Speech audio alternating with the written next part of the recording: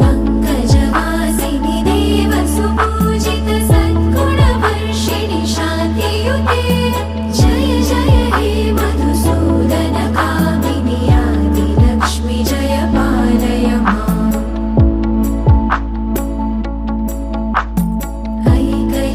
ऐकलिकल्मषनाशिनि कामिनि वैदिकरूपिणि वेदमये क्षीरसमुद्भव मङ्गलरूपिणि मन्त्रनिवासिनि मन्त्रनुते मङ्गलदायिनि अम्बुजवासिनि देवगणाश्रितपादयुते जय जय हे मधुसूदन कामिनि धान्यलक्ष्मि जय पालय माम्